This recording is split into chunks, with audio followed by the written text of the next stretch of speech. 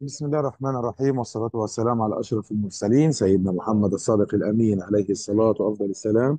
نكمل مع بعض إن شاء الله سلسلة دروسنا لشرح مادة الرياضيات على قناتكم على اليوتيوب، قناة درس خصوصي رياضيات. وصلنا مع بعض إلى الدرس الثاني من الوحدة الرابعة من رياضيات الصف السابع المنهج السوري إن شاء الله. ودرسنا اليوم باسم إيجاد النظير بالنسبة إلى نقطة. سوف نتعلم في درسنا إن شاء الله إيجاد نظير نقطة، وإيجاد نظير مستقيم ونص مستقيم وقطعة مستقيمة ودائرة، بالإضافة لإيجاد نظير شكل ما. هو بيحكي لك إنه تعرفنا في الدرس السابق الأشكال المتناظرة بالنسبة إلى نقطة، واليوم هنتعلم كيفية إيجاد نظير نقطة ومستقيم ونص مستقيم وقطعة مستقيمة ودائرة بالنسبة لنقطة. فأنا في الانطلاقة النشطة بقول لي تأمل الشكل المجاور، الشكل هذا اللي هو A B C D E F. بقول لك عين النقطة A فتحة بحيث تكون النقطة O هي منتصف القطعة A فتحة. طبعا هي القطعة هي A يا أستاذ وهي O، بدي أروح أحدد له يا أستاذ A فتحة بحيث تكون الأو هذه يا أستاذ هي منتصف يا أستاذ الA فتحة بين الA والA فتحة. تمام. فهو بقول لك إن النقطتان الA والA فتحة هيكون متناظرتان بالنسبة إلى O، لأنه هنا يا أستاذ لو إجينا إحنا بالشكل هذا، خلينا نعمل مثلا باللون الأزرق من عند الA يا أستاذ لعند الA فتحة زي ما أنت شايف، هتلاقي على طول إنه عندك الاو اي يا استاذ هي نفسها بتساوي الاو اي فتحه نفس الطول، لانه عندي يا استاذ الاو هي تقع في منتصف القطعه المستقيمه اي فتحه. وايضا يا استاذ انا اصلا لما رحت حطيت النقطه هذه اللي هي الاي فتحه كانت هي نظير الاي. ليه؟ لان انا رحت عملت اصلا دوران الها يا استاذ هنا بالشكل هذا قياسه 180 درجه، اللي هو نص دوره لو انتم فاكرين من الحصه اللي فاتت. فرحنا احنا هيها هذه مسكناها يا استاذ وعملنا لها دوران بنسبه بدرجه 180، فبتلاقي انه هي صارت بالشكل. بقول لك بنفس الاسلوب السابق روح حضرتك هنا عين النقاط البي فتحه سي فتحه دي فتحه اي فتحه واف فتحه. انا رحت هيني علمتهم كلهم ثم وصل ما بين هذه النقاط بالمسطره، وستلاحظ انه الشكلين هدول، انه الشكل هذا والشكل هذا هم متناظران بالنسبه الى النقطه او يا استاذ، لانه كل نقطه من هدول هتلاقي يا استاذ مثلا الاف فتحه هتلاقي هي ظاهره عندي او اجت عندي نتيجه دوران الاف بزاويه قياسها 180 درجه حول ايش؟ حول الاو. هتلاقي انه هي لازم تكون هي والاو على استقامه واحده، يعني الثلاثه لازم يكونوا على استقامه واحده. تفضل هنا شوف، هيها هنا ممكن بس اعملها بالمسطره، هيها بالشكل هذا. شوف من اف عندي لاف فتحه، هيها مرت عندي على طول بدها تكون بالاو، هي نفس الكلام انه هذه هتكون نفس هذه. نفس الكلام لو اجينا السي مثلا نجرب ونروح على السي فتحه، شايف هتلاقيها هي مرت يا استاذ بالاو، ونفسها هتلاقي انه هذه هي نفسها. نفس الكلام رحنا للبي يا استاذ، خلينا نغير اللون. ايوه مثلا من البي للبي فتحه هتلاقيها لازم على طول توصل ما بينهم، تلاقيهم بمروا على طول بالاو زي ما انت شايف. الاو هذه هتكون على طول هيها في جزئيه، هذه هتكون هي المركز في النص ما بينهم كل الخطوط اللي انا عملتها هذه.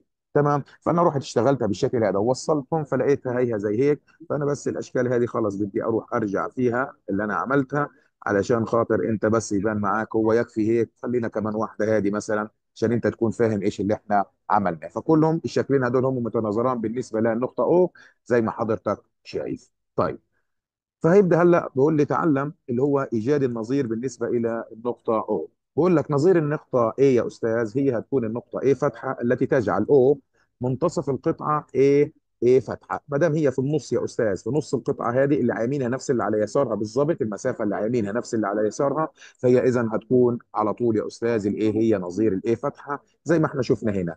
هيها الاي يا استاذ فتحه، هيها نظير الاي او العكس يا استاذ، لانه هي المسافه هذه والمسافه هذه هي ما بعد ما بين بالضبط الاو موجوده عندي في المنتصف. تمام. تمام. فرقم اثنين بقول لي هنا نظير مستقيم هو مستقيم يوازي. هل لقيت لما انا بدي اروح ارسم اي نظير لاي مستقيم فلازم هو يكون يا استاذ بيوازي هذا المستقيم. تمام. ما تنسوا طلابنا الأعزاء الاشتراك بصفحتنا على الفيسبوك باسم درس خصوصي رياضيات سوريا، وهي هذه الصفحة اللي بنزل عليها كافة الفيديوهات والروابط الخاصة بالمنهج السوري إن شاء الله. وما تنسوا تعملوا لايك وشير لهاي الصفحة، والمشاركة ضروري جدا لتعم الفائدة على الجميع. ويعطيكم ألف صحة ويعافية. وايضا عندي نظير نص المستقيم يا استاذ، هو لازم نص مستقيم برضه يكون بوازيه. طيب تمام. طب نظير قطعه مستقيمه، هتقول لي هي قطعه مستقيمه توازيها، بس هنزود كمان شرط. ايش هو الشرط؟ وتساويها في الطول. طب ليه يا استاذ هنا ما قلناش تساويها في الطول في المستقيم وفي نص المستقيم؟ هلا القطعه المستقيمه احنا عارفين هو له بدايه يا استاذ وله نهايه. مظبوط، هو هي القطعه المستقيمه لها بدايه ولها نهايه. اما نص المستقيم هو في له بدايه يا استاذ، ولكن انا مش عارف ايش هي نهايته. انا هاي البدايه فقط تبعته، بس مش عارف ايش نهايته. المستقيم مثلا هو لا له بدايه ولا له نهايه، هو خلص زي هيك انا بسميها، بقول مثلا اي بي مثلا، هي بالشكل هذا نقطتين عليه، لكن انا ما بعرفش هو وين البدايه تبعته وين نهايته. عشان هيك هو فقط المستقيم اللي هيكون في اللحظه هذه نظيره بده يكون فقط يوازيه، لانه انا ما بقدرش اعرف ايش طوله. ونفس الكلام لنص المستقيم، اللي بعرف ايش طوله هو القطعه المستقيمه. فعشان هيك هي بدها تكون قطعة مستقيمة توازيها يا أستاذ وبتساويها في الطول، فلازم هي تكون بتساويها في الطول. طيب تمام. خمسة بقول لك نظير دائرة مركزها اي، هو دائرة برضه بده يكون مركزها اللي هي اي فتحة. نظيره الاي بالنسبة إلى النقطة او، ولها نص القطر ذاته. معناها يا أستاذ بدها تكون الدائرة اللي نظيرة لأي دائرة ثانية بدها تكون، لازم يا أستاذ يكون مركزها هذه اي، يبقى هذه مركزها مثلا اي فتحة. وأيضا يا أستاذ بدها يكون لها نفس القطر. يعني هي في النهاية اي دائره لازم يكون نظيرها نفس الدائره بنفس المساحه تبعتها. ما ينفعش نص قطرها يكون اكبر من نص قطر الدائره الاولى، لا الاثنين لهم نفس القطر. عشان هيك بقول لك انه لها نفس القطر. وهذا الكلام هنشوفه هي هنا يا استاذ في الاربع اشكال الموجوده هنا. انه هي الدائره يا استاذ مثلا عندي هي الدائره هذه اللي هي مركزها اي زي ما انت شايف، فهذه هي مركزها اللي هو الاي فتحه. لاحظ عندك هنا يا استاذ انه هذه الاو هيها في النص هنا ما بينهم، فهي المسافه ما بين الاي للاي فتحه، الاو هنا في النص ما بينهم. علشان هيك هتلاقي انه بنتج عندي هنا على طول انه هتلاقي المسافه هذه اللي هو الاي او يا استاذ هي نفسها بتساوي الاي فتحه او، لانها الاو هنا في المنتصف. والاهم عندي خالص انه لازم القطر نص القطر هذا اللي هو الاي اي يا استاذ هو نفسه لازم يكون يا استاذ بيساوي النص القطر اللي هو اي فتحه اي فتحه. تمام، انه هذا لازم يكون بيساوي هذا نصف القطر، ما ينفعش يكون اكبر. ليه؟ لانه لو اكبر اذا الدائره هذه صارت طولها اكبر، اذا لا بطلوا الكلام هذا انه الدائره هذه هي نظيره للدائره هذه او نظيره الدائره هذه. طيب القطعه المستقيمه هي اي قطعه مستقيمه اللي هي الاي بي زي ما انت شايف، بروح بحدد يا استاذ هيها النقطه هذه والنقطه هذه، بجيب نظير النقطه هذه الاي، هي نظيرها اللي هي الاي فتحه، انك عملت لها هيك دوران زي ما احنا متعودين 180 درجه. تمام، هي نقطه هات لي نظيرها، هيها الاي فتحه. البي برضه هات لي نظيرها اللي هي هيها بي فتحه، عملنا لها هي دوران بالشكل هذا 180 درجه. واهم شيء انه الاو بي هي نفسها بتساوي الاو بي فتحه، هذه اهم حاجه. وبروح بوصل ما بين هدول، فبتلاقي انه الاي بي هي نفسها بتساوي هيها الاي فتحه بي فتحه. تمام، هو عشان بيصير بس زي ما انت شايف انه الاتجاه بس يختلف. تمام. طب نص المستقيم، نص المستقيم في له نقطه بدايه هي اللي انا بعرفها اللي هي الاي، هي نقطه البدايه. زي ما القطعه المستقيمه كان لها بدايه ونهايه، هيهم الاي والبي، هذا له نص مستقيم له بدايه واحده فقط اللي هي الاي. فهروح اجيب يا استاذ هي نظيرها اللي هي الاي فتحه بنفس الشكل. طب ما فيش عندي انا نقطه ثانيه اقدر احددها يا استاذ؟ ما فيش لها نهايه لان هذا نص مستقيم. فباخذ بحدد اي نقطه على المستقيم ولتكن هيها البي هذه، بروح بجيب نظيرها يا استاذ وبشتغل بالشكل هذا. بعد ما جبت نظيرها بوصل ما بينهم، فبتصير هيها الاي فتحه بي فتحه هي نظير الاي. ولاحظ عندك هنا انه احنا اهتمينا جدا بالطول، عشان هيك الاي والبي هم نفس طول الاي فتحه بي فتحه، ولكن هنا ما لهمش نفس الطول، هو فقط يوازيه. يعني هذا هي يوازي هذا ونفس الطول، هذا يوازي هذا ولكن مش نفس الطول. ما فيش حاجه لها علاقه بالطول لان انا ما بقدرش احدد الطول اصلا لنص المستقيم. ونفس الكلام هذا هو للمستقيم، هو يوازيه ولكن ما بقدرش احدد الطول لانه انا ما فيش هنا لا بدايه ولا نهايه. فبحدد اي نقطتين عندي هنا زي ما انت شايف ولتكن الاي والبي. الايه هروح اجيب يا استاذ عندي هنا نظيرها اللي هي ايه فتحه بنفس الطريقه، والبي برضو بجيبها هنا يا استاذ هي نظيرها اللي هي البي فتحه. فاذا هيها صارت بالشكل هذا، اي شكل صار يوازي. تمام حبايبي. تمام ان شاء الله. يعني الخلاصه اللي احنا بنشتغل فيها انه كيف انت حضرتك بتجيب نظير عندي هنا مستقيم، انك انت بتروح بتوجد يا استاذ نظير نقطتين منه اللي هم النقطتين هدول، نقطتين ايش منه يا استاذ. تمام، وبعدين بتروح ترسم المستقيم اللي بمر بهدول النقطتين اللي انت جبتهم. طيب نظير النص مستقيم هو نفس الشيء، هتجيب نظير يا استاذ البدايه تبعته هيها نظيرها، وبعدين بروح بحدد واحده مثلا ولتكن هيها في المكان هذا يا استاذ في نص المستقيم مثلا، وهيني بروح بحددها بالشكل هذا وبوصل ما بينها. طب كيف نظير القطعه المستقيمه؟ انك هتوجد نظير الطرفين يا استاذ تاعونها، الطرف هذا والطرف هذا. ايوه بجيب النظير هذا، وهيني بجيب النظير هذا. تمام. وصارت عندي هي اخر واحده اللي هي نظير الدائره يا استاذ. كيف انت بتجيبها؟ اول شيء بتجيب نظير المركز تبعها اللي هي الاي هذه، والنظير هاي يا استاذ عشان ابدا اجيب الدائره هذه، فبجيب اول شيء نظير مركزها اللي هي الاي، بروح اجيب هي مركزها اللي هو نظير المركز اللي هي الاي فتحه اللي هي نقطه، هي بروح اعملها دوران 180 درجه، هي جايه هنا المسافه هذه هي نفس المسافه هذه، بروح برسم هنا الدائره هذه ولتكن هي بنفس القطر اللي انت شايفه هذا. تمام. هاي الخلاصه اللي احنا حكيناها. انا هاي نجيتك من اليمين لليسار ومن اليسار لليمين علشان حضرتك تكون فاهمها بالضبط. تمام. تمام ان شاء الله. فطريقه الانشاء هين اللي انا قلته لرسم الشكل اف بالنسبه الى النقطه يا استاذ، بالنسبه الى نقطه، هذا بدنا نرسم نظير شكل كامل. انك هتختار بعض النقاط اللي موجوده في الشكل اف، وبصوره خاصه لازم تختار الرؤوس. هننشئ نظائر هذه النقاط، يعني نظير كل نقطه من اللي انت رحت حددتهم. بعدين هتوصل ما بين النقاط الحاصله هذه بتركيب مماثل لترتيبها في الشكل اف عشان تحصل على نظير الشكل اف. والكلام هذا هناخده ان شاء الله هينا في الجزئيه اللي بعد هيك، اللي هو في المثال. هنا مثال بيقول لي الشكل المرسوم هذا جانبا هو مؤلف من زي ما انت شايف مثلث اللي هو اي بي سي. هي المثلث اللي هو الاي بي سي يا استاذ بالاحمر، ونص دائره قطرها بي سي. هي الدائره هي هذه دائره كلها؟ لا، هذه نص دائره. وين قطرها؟ قطرها كامل هذا هي البي سي. مظبوط؟ تقول لي والله تمام. طيب ايش بدك؟ وبقول لي كمان في مركزها اللي هي اي، اللي هي الدائره هذه مركزها اي يا استاذ. هيها انشئ نظير هذا الشكل بالنسبه الى النقطه المعطاه او. وين الاو؟ هي الاو يا استاذ. فانا يعني من الاخر هي الشكل اللي هو مديني اياه شايفه هذا هو، وفي النقطه او شايفها هيها هذه النقطه. فهو بيقول لي بعد اذنك هات لي نظير هذا الشكل بالنسبه لا. فاحنا اول حاجه بدنا نروح نحدد نقاط تقع على هذا الشكل. طبعا النقاط الموجوده هنا انا في عندي اربع نقاط، هي الاي والبي والسي والاي. فبقول لي هنروح نجيب يا استاذ الاي فتحه والبي فتحه والسي فتحه والاي فتحه، اللي هم ايش هدول؟ اللي هم نظائر الاي والبي والسي والاي، نظير الاي ونظير البي ونظير السي ونظير الاي. تمام.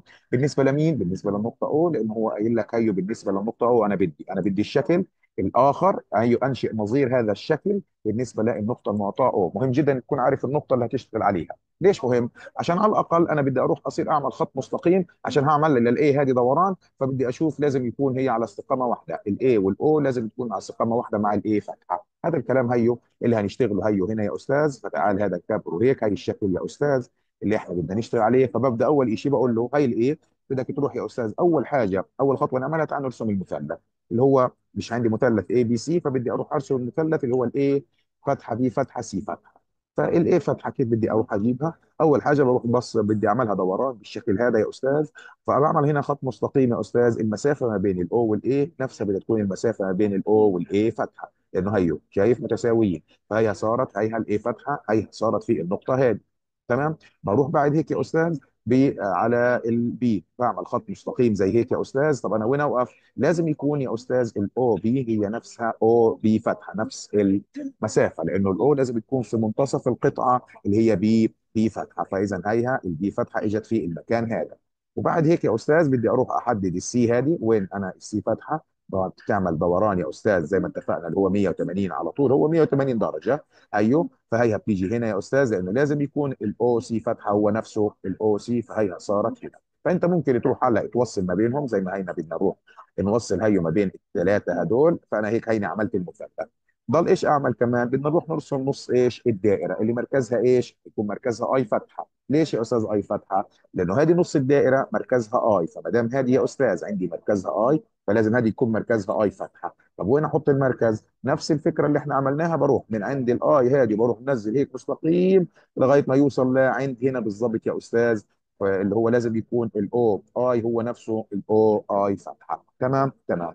خليني اشيل هذا خلاص. احنا هيك عارفين نجيبه كيف. وبعد هيك يا استاذ كيف بدك انت ترسم طب النص الدائره هذه؟ فبروح انا باستخدام الفرجار اللي هو قديش يا استاذ هذا نصف القطر، قديش بفتح الفرجار بقد هذه المسافه. وبروح بقى ارسم هنا الدائره من عند هنا، بحط هي مركزها يا استاذ وبروح برسم الدائره.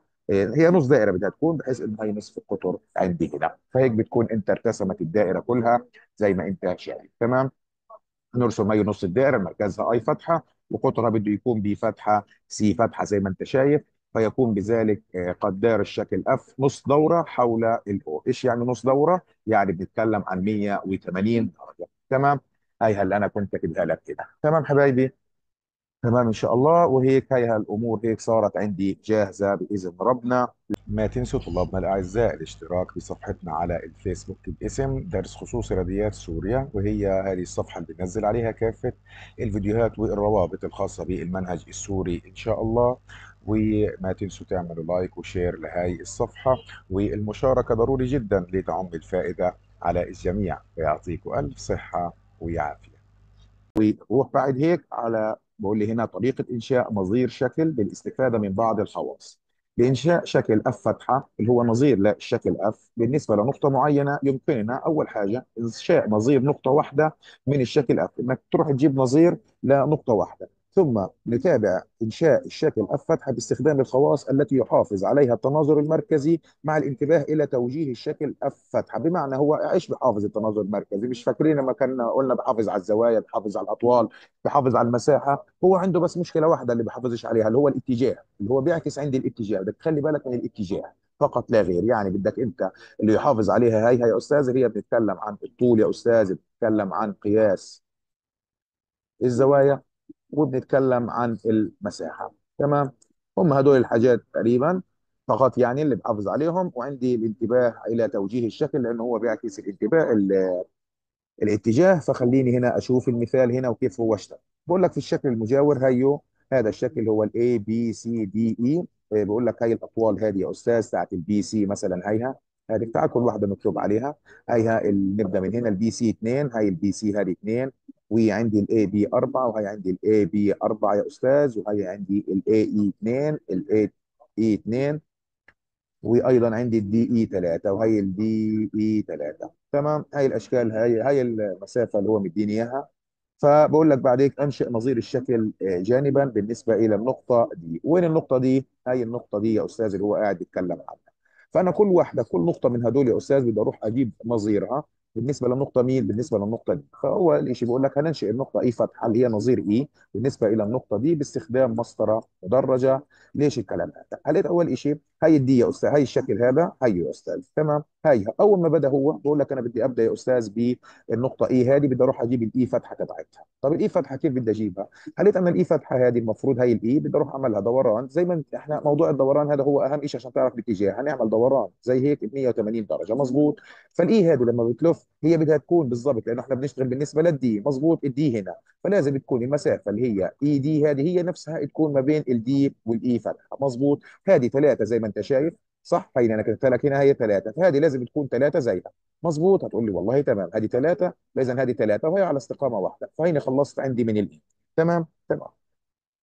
بقول لك بعد هيك ثم ننشئ النقاط اللي هي الاي فتحه والبي فتحه والسي فتحه اللي هو نظيرات الاي والبي والسي باستخدام مسطره مدرجه ومنقله وفق الترتيب الاتي. اول شيء بدنا نجيب هي الاي فتحه اللي هي تقع هي يا استاذ عندي هيها على الدي اي، وهتكون انه الدي اي فتحه والدي اي هي 3 سم اللي احنا حددناها.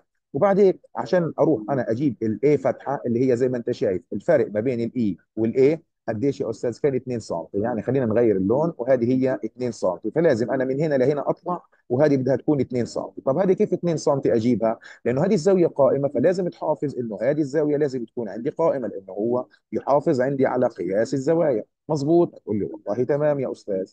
فعشان هيك هيو هتروح تحافظ على قياس الزاويه اي فتحه اللي هي بتساوي 90 درجه، لانه يا استاذ الاي اي فتحه هذا 2 والاي اي هذا هو 2. هيك خلصت. بعدين يا استاذ بعد ما احنا جبنا هيك بدنا نروح على نجيب البي مظبوط. هذه البي فتحه، البي فتحه عشان نجيبها بدنا نعرف هذه الزاويه كم. هذه الزاويه بدها تكون قد هذه بالضبط اللي هي 90 درجه، لان هذه 90 فهذه بدها تكون 90 درجه. طيب بقول لك بدك تحافظ عليها إن قياسها 90 درجه. بالاضافه لهذا يا استاذ قديش بده يكون طوله؟ هذا بده يكون هو طوله الاي بي بالضبط. الاي بي عندي 4، فاحنا بنغير اللون بنقول له انه هذا طوله 4، فبالتالي انه هذا بده يكون زيه طوله 4 يا استاذ. هينا وصلت لهنا. تمام تمام. كنا السي هذه لو انتم فاكرين هذه لا ما كناش لسه احنا عاملينها، بدنا احنا لقيت نعملها. فبدنا نروح نوصل هنا يا استاذ احنا هنا الجزئيه هذه بدنا نروح نوصل هينه. بقول لي اللي هي زاويه بي هذه بدها تكون نفس الزاويه هذه اللي هي 30 درجه عشان اروح على احصل على السي مظبوط. اللي هي السي فتحه، اللي هي السي فتحه انت ممكن اصلا من الاول خالص تجيبها اللي هي من هنا، اللي هي تعملها دوران بالشكل هذا، وبدها تكون هذه هي نفسها بتساوي فصارت هنا هيها هذه سي فتحه اللي انت ممكن توصل ما بينها، او يا استاذ عشان تحدد مكانها بالضبط غير موضوع الاستقامه ممكن تروح تجيب الزاويه هذه بي يا استاذ اللي هي اكم 30 درجه. هذه بي 30، فاذا البي فتحه هذه فيها بي فتحه على فكره، فالزاويه هذه بدها تكون 30 درجه، اكيد هو كاتبها هيها. والبي فتحه سي فتحه هي نفسها البي سي اللي هي بتساوي عندي 2 يا استاذ، اللي هي هذه هيها بناء عليها 2، فاذا هذه هيها بدها تكون برضه 2. فخلاص بعد هيك انت بتوصل لعند هنا وبتروح توصلها. يعني انا ممكن اروح اجيب هنا السي في الاول، او ممكن اروح اجيب البي فتحه سي فتحه وبعد اروح اوصل ما بينهم. يعني تبدا هيك او هيك، على الجهتين بتظبط. وهيك هينا بنكون احنا انجزنا الجزئيه. نروح بعد هيك لتحقق عندي هنا من فهمك. بقول لك يا استاذ بين لي كيف يمكن تحديد النقطه A فتحه اللي هي نظير A بالنسبه ل O باستعمال مسطره غير مدرجه وفرجار. انت في النهايه يا استاذ يعني اي نقطه عندي اللي هي A وليكن هيها، هذه هي النقطه A يا استاذ، تمام. بالنسبه ل O وليكن هيني بدي احط انا O هنا، هيها O يا استاذ، تمام. فانا بقول له بدك تروح انت في اللحظه هذه تمسك، خلينا نغير اللون، بدي هنا وليكن هيها هنا، شايف هذه على استقامه واحده، مظبوط يا استاذ؟ هي هذه هيك يا استاذ، وهذا هيهم على استقامه واحده، مظبوط؟ هتقول لي تمام. فانا بدي اروح من هنا يا استاذ اعمل نفس الطول هذا، بدي اشوف هذه قديش طولها بالضبط، هذه هيك قديش بيكون طولها، وباجي بقول له هذه بالضبط يا استاذ بدنا نمسكها بالشكل هذا، هيها يا استاذ، وتروح هنا عشان خاطر بدها تكون بالضبط هي مكانها في المكان هذا. هي الايه فتحه يا استاذ، لانه احنا عملنا من ايه لالايه فتحه دوران في نص دوره اللي هو 180 درجه يا استاذ. فصارت هذه لازم تكون نفس هذه، يعني مثلا لو هذه 5 سم بدها تكون هذه 5 سم. فهيك انا هيني عملت يا استاذ اللي هي الايه فتحه اللي هي نظير الايه بالنسبه لاو باستعمال مسطره غير مدرجه وفرجار. هنا الفرجار بمعنى انك انت بدك تروح تحدد تفتح الفرجار اللي هو من هنا لهنا يا استاذ، وتروح بعد هيك من هنا تحط راس الفرجار وترسم، هتطلع معاك هي الدائره تبعته عامله زي هيك. او تعالوا هنا انا اعملها لكم باستخدام الفرجار. انا بدي اطلع لك الفرجار. هي يا استاذ عندي هي الفرجار اللي هو بالشكل هذا، فخليني انا اجي اقول لك بالضبط. هيني بدي احدد لك مثلا من هنا هي لهنا يا استاذ، فخليني هنا بس بالضبط، ثواني. بالظبط هي، شايفين انتوا النتفه هذه هي ناحيه حددناها مظبوط؟ هتقول لي تمام. فبمسك هذه يا استاذ هيني، باجي هان هيو بروح احدد، خليني اغير اللون، هي ازرق صار. فبتروح انت على طول هنا القلم، هي اللي بتشتغل عليه، فهيو بالشكل هذا، تمام. اللي ننزل من هنا هاي بالشكل هذا، فهو صار شايفين. انت لو رحت هنا عملت عاد انت من هان هيك مسطره كبيره عملتها زي هيك يا استاذ، فوين تقاطعوا مع بعض؟ هاي بتقاطعوا هم في المكان، شايفين؟ هم تقاطعوا هيو هنا بالضبط، فهيو بتقاطعوا في المكان هذا، وهو هذا اللي احنا بدنا اياه، هي الايه فتحه، شايفين؟ هاي الفرجار انا هيك هيني استخدمته. ايش ما تكون يعني لو رحت عملت ايش ما تعمل هي بالشكل هذا. اهم شيء الفرجار عندك هذا اللي هو زي ما انت شايفه هذا، تحدد في المسافه هذه تبعته، هذه بالضبط تحددها، وبعدين تمسكه هذا زي ما هو يا استاذ من عند هنا، وتروح تقول له ايش، اتفضل روح ارسم لي الشكل اللي انت بتقول عليه. هذا هيو من هنا بالضبط. فانت هيك هتجيب النقطه اللي انت بدك اياها، هي بالضبط السنه دوران. وانا هنا عملتها لكم يعني بفرجار وعملتها لكم من غير الفرجار. طيب عندي التدريب هنا يا استاذ، بيقول لي بعد اذنك في الشكل التالي ارسم نظيرات النقاط اللي هو A و B و C بالنسبه الى O. فانا بروح بجيب واحده واحده هنا يا استاذ عندي، خليني ابدا فيها يا استاذ عندي هنا. نبدا بنظير اول شيء الايه، هي وين الايه؟ هيها الايه يا استاذ، يعني بدها تيجي هنا، هذه هي الايه فتحه. كيف هيك عرفتها مره واحده انا؟ ولا حاجه، هي يا استاذ مسكت هي بالشكل هذا بدها تيجي هاي، لانه في عندي نقاط فهي اجت معايا بالشكل هذا مباشره. شايفين كيف؟ طيب خلص نشيل الشكل، خلاص خلينا نشيله عشان ما نعملش زحمه. طيب البي فتحه، هي البي، فبقول له هذه برضو نفس الكلام، هيها بدها تكون بالشكل هذا، هتيجي هنا بالظبط. هيها يا استاذ، هيها في المكان هذا، هيها البي فتحه. شايفين كيف؟ هيها على طول هيك صارت عندي جاهز. نشيله هذا، يلا نشيله عشان انا بدي احذفه بس عشان ما يعملكوش مشاكل، بس هيها بالشكل هذا. طيب اللي بعد هيك يا استاذ السي، اللي هي من السي يا استاذ؟ لا انا شايل المسطره، هيها من السي، فهطلع هي بالشكل هذا، فهي هتيجي بالضبط هيها هنا زي ما انت شايف، هيها بالشكل هذا. لاحظ عندك هنا هذه هيها السي فتحه، لاحظ انه عندك هنا الاي، هي كانت زي ما انت شايف تحت السي فتحه، لانه هنا الاي فتحه هي اصلا فوق السي، مظبوط، لانه كل واحده نعملها زي ما انت شايف دوران اللي هو بزاويه قياسها 180 درجه. فهي هالنقاط اللي احنا قاعدين بنتكلم عليهم هيهم كلهم انا هيك هيني جبت له اياهم. تمام، وين البي فتحه؟ هاي البي. تمام حبايبي. تمام ان شاء الله. ما تنسوا طلابنا الاعزاء الاشتراك بصفحتنا على الفيسبوك باسم درس خصوصي رياضيات سوريا، وهي هذه الصفحه اللي بنزل عليها كافه الفيديوهات والروابط الخاصه بالمنهج السوري ان شاء الله. وما تنسوا تعملوا لايك وشير لهي الصفحه، والمشاركه ضروري جدا لتعم الفائده على الجميع. ويعطيكم الف صحه ويعافيه. طيب الجزئيه اللي بعديك بقول لك هنا ارسم النظير المستقيم دي بالنسبه للنقطه او في الحالتين الاتيتين. طيب وين او؟ هنا او، يا سلام، او في نفس المكان، يعني هذه ولا هنقدر نعمل اي حاجه فيها، لانه دي هنا اصلا. فانا لما بدي اروح احدد يا استاذ الاو هنا، فانا بدي اروح احدد اي نقطتين، لانه هذا هو عباره عن مستقيم يا استاذ. فانا وليكن انا بدي احدد النقطه هذه مثلا يعني، وهذه النقطه هذه مثلا، فبدي اروح هتلاقيهم هو نفس المكان، يعني ما تحركش حاجه. فهذه هتكون هي باللون الاحمر بالشكل هذا، هي نفس الشيء. تمام، نفسها بالضبط هي. بس طبعا يا استاذ ملناش دعوه بالطول، هو يوازيها فهي فوقيها بالضبط. هنا الاو زي ما انت شايف هي بعيده شويه، مظبوط. فبدي اروح بقول له بدي احدد لي انا يا استاذ هنا، حدد لي وليكن هذه النقطه هنا وهذه النقطه. فنبدا لقيت واحده واحده فيها، بمعنى هي بدي اعمل هذه هيني انا هيك يا استاذ، تكون اهم شيء اتبعت هيهم تقريبا. وهي هذه بدها تكون هي هذه يا استاذ هنا، بدها تكون زي هيك، تقريبا هيها زي هيك. بحيث انه اهم شيء انت بدك تعمله انه هذه بدها تكون قد هذه، وهي هذه بدها تكون قد هذه. فانت لو وصلت هنا هلا ما بينهم لازم يكونوا هم بيوازوا بعض يا استاذ، هيهم بالشكل هذا. تمام، تمام بالضبط. فهذه هي زياده لانه ما جاتش في نفس الطول، فهي صارت هيك زياده. تمام الامور. شفتوا كيف لما رحنا هنا حددنا النقطتين هدول، وكل واحده هنا جبناها الدوران تبعها. تمام، تمام ان شاء الله. طيب الجزئيه اللي بعد هيك نظير نص المستقيم. ما دام نص مستقيم اذا هو في نقاط عندي واضحه وصريحه. اول شيء هذه النقطه لازم انا اللي اشتغل عليها، واروح احدد لي نقطه هنا، ونعمل نفس الاليه اللي احنا عملناها. وليكن هيها بدها تكون هذه مثلا هيها بالشكل هذا. تمام، بدهم يكونوا اهم حاجه بدها تكون هذه قد هذه. فاحنا بنجيب انت يعني المسطره لازم تتاكد منها. وهليت النقطتين هدول يا استاذ هيو، هذه اللي هي الاكس يا استاذ، هيني بدها تكون عندي بالشكل هذا عشان يكونوا قد بعض. تمام هيك. لا هي بدها تنزل شويه فهي صارت هيك. تمام. هم عشان يطلعوا مظبوطين معايا بالضبط، هو بدها تكون، خليني انا عشان اثبت لك ان هم كلهم يكونوا بالضبط قد بعض، فبدي اروح انقل هذا نقل عشان خاطر يجي بالضبط معنا. شايفين بالضبط؟ شايفين كيف يا استاذ؟ هي نفس المستقيم، هي لازم يكون وازيه وقده بالضبط. شايفين؟ لازم هيك يكون. طبعا هذا عشان احنا بنتعامل مع نص مستقيم مالهاش علاقه بالطول كتير، لانه احنا المهم عندي اللي هي كانت هيها اللي هي البدايه هذه، هيها البدايه هذه. الباقي هذا مش هيكون انا بدي اياه، لانه انا بتعامل مع بدايه زي ما انت شايف. المهم جدا البدايه. تمام. هذا برضو نفس الفكره يا استاذ اللي احنا عملناها. بس هذا هيها عشان الاو هنا على نفس المستقيم، فهذه سهله. هذه هتكون على نفس المستقيم، ما فيش فيها اي مشاكل بتاتا. هيها بالشكل هذا. تمام، ليه؟ لانه هيها عليها نفسها. تمام، لانه هذه هيها الاو هي تقع هنا عليها نفسها. تمام.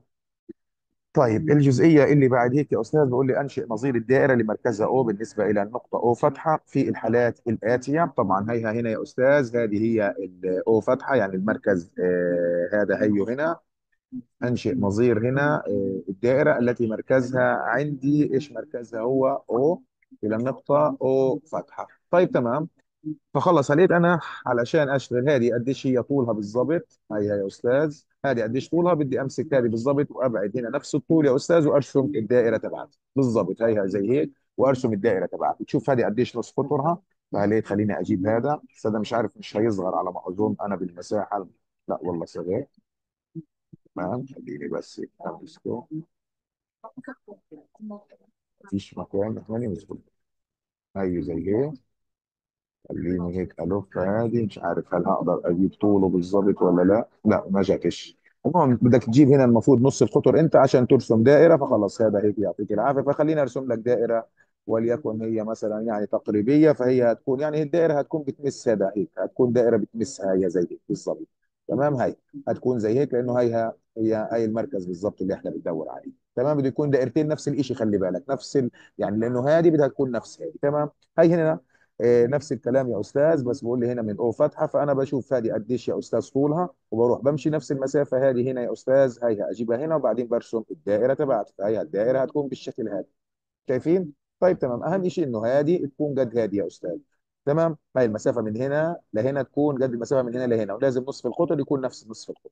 طب هنا الدائره زي ما انت شايف هي جواها يا استاذ، طب ايش هنعمل في اللحظه هذه؟ ولا يهمك يا استاذ.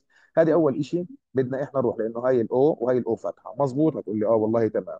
فانا في البدايه خالص يا استاذ هنا بدها تيجي الدائره، بدهم يكونوا متداخلين في بعض، فانا بروح بشوف قديش هذه الدائره هي يا استاذ، اللي هي نص مركزها هنا اللي هي الاو، وهذه هتكون هي الاو فاتحه عندي. فبالتالي بشوف هنا قديش المسافه هذه ما بينهم، فبروح ببعد يا استاذ هيها، وهذه هتيجي مركز الدائره وليكن هنا، فهيني هرسمها هيني بالشكل هذا. فهيها بتيجي، لا هي تيجي الاو جواها. المنطق انه الاو تيجي يعني هي زي هيك عشان الرسمه تكون ظابطه، بس انا مشكله ان هي دائره صغيره شويه، هيها بالشكل هذا هيك ظبطت، هي هيك هتيجي 100%. ايش اللي انا عملته؟ رحت يا استاذ من او لا اي فتحه، فهبعد من اي فتحه عندي هنا لا الاو المركز تبع هذه الدائره هيو، هو المركز تقريبا هنا، وبروح بشوف قديش هذا نصف القطر يا استاذ، فبروح برسم هذه الدائره بدها تكون نفس نصف القطر. اهم شيء نصف القطر خلي بالك يكون متساوي. تمام. تمام ان شاء الله. طيب الجزئيه اللي بعديك بيقول لي تنتمي النقاط الاي والبي والسي الى الدائره سي التي مركزها او، هي الدائره سي هذه اللي هي مركزها او. طيب تمام، وهي الثلاث نقاط اللي هم الاي والبي والسي. طب هم قله اسماء يعني احرف الدائره سي وهذه النقطه سي، طب مش مشكله. بقول لك ارسم لي الشكل، هيني رسمت الشكل.